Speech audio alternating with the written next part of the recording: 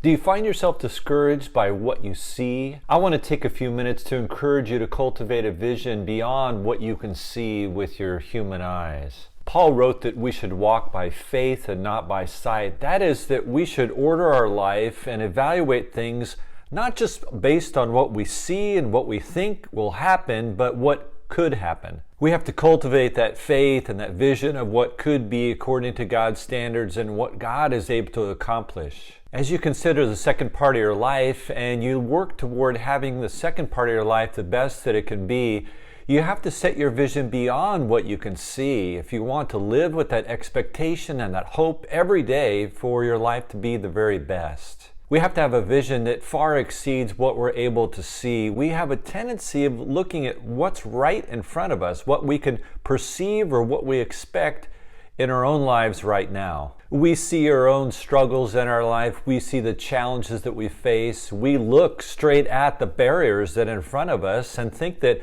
we're never going to be able to get past these issues in our life and live that life of victory. And that can tend to discourage us. It's so easy to be very pessimistic. That comes without any real work. We tend to focus on what we see around us that's a struggle and the assumptions that we make about what will happen in the future based on what we have seen or we experienced. But that's not the case. Those are the eyes that focus based on what they see rather than what could be. We have to believe that God can do immeasurably more beyond what we can ask or think. He can do the impossible. How many times have you assumed something is going to take place in the future and were surprised and delighted to find out that it never happened exactly the way that you thought it would?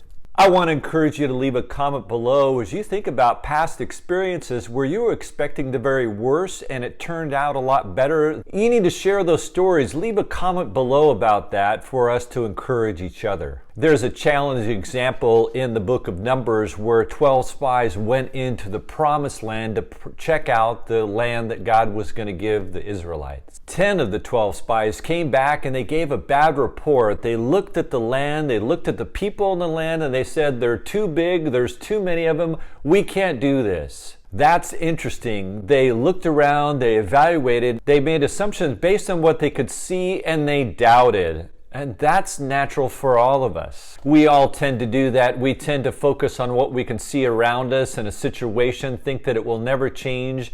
We see a person and we believe in our minds that they will never change the way that they are, and so we slink into doubt and discouragement. If you set your eyes only on what you can see, you will always live in doubt and you will always be retreating. You will always see the cup as empty, and you will not have that expectation that the best is yet to be. But that was not so with the two other spies, Joshua and Caleb. They also went in the land. They saw the challenges. They saw the armies. They saw the difficulties in going into the promised land. But they looked beyond what they could see, and they looked to what God could do and what He said He would do.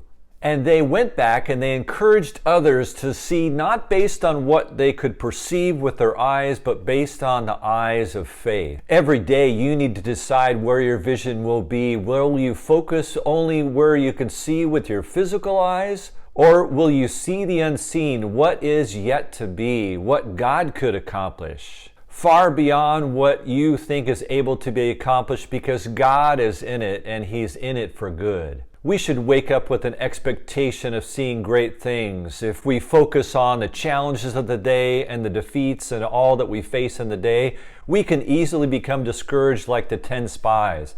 But you and I need to make a choice every day to have the eyes of Joshua and Caleb. That as we look out, we see the challenges, but we see beyond the challenges, then we live in a faith and a hope and an expectation of what can be accomplished through our day. And I challenge you to have those eyes of faith, not looking at what you see, and to live that life of victory, and to really enjoy and understand that the best is yet to be.